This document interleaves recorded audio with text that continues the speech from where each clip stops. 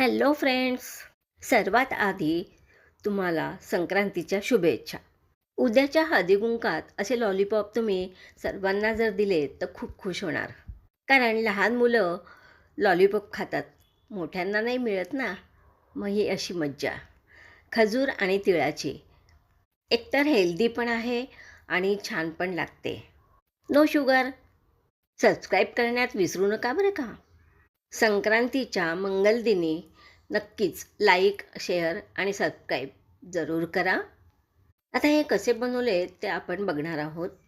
तुम्ही वेगवेगळ्या आकारात सुद्धा बनवू शकता. त्याला छान पेपर लावू शकता, जिलेटिन पेपर.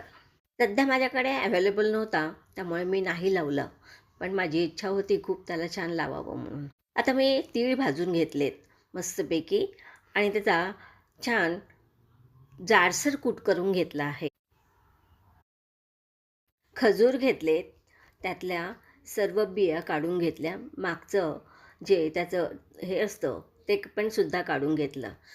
खूप सॉफ्ट नव्हते माझे, साधारण नॉर्मल होते. ह्यापेक्षा सॉफ्ट मिळतात, त्याला तुम्हाला मिक्सरला लावावं लागत नाही. मी हे मिक्सरला थोडंसं करून घेतलं मऊसर आणि तिळाचा कूट पण बारीक करून घेतला छान जाडसर. हे दोन्ही आपल्याला मिक्स करायचं आहे. ज्यांना खजूर खायचा कंटाळा येतो ना, त्यांच्यासाठी खूप छान. छोट्या मोठ्यांना सुद्धा एक छान गोळा बनवून घेतला आणि त्याचे तुम्हाला जसे शेप द्यायचे असतील लॉलीपॉपसाठी तसे तुम्ही देणार आहात. मी आता छान गोळा बनवून घेतला आहे, बघू शकता तुम्ही. आणि थोडंसं तूप घातलं शायनिंगसाठी, नाहीतर त्याचीसुद्धा गरज नाही आहे. तुम्ही नाही घातलं तरी चालणार आहे.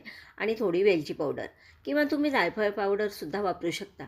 कुठलेही ड्रायफ्रूट्स वापरले नाहीत, मुद्दामून तीळ आणि खजूर फक्त.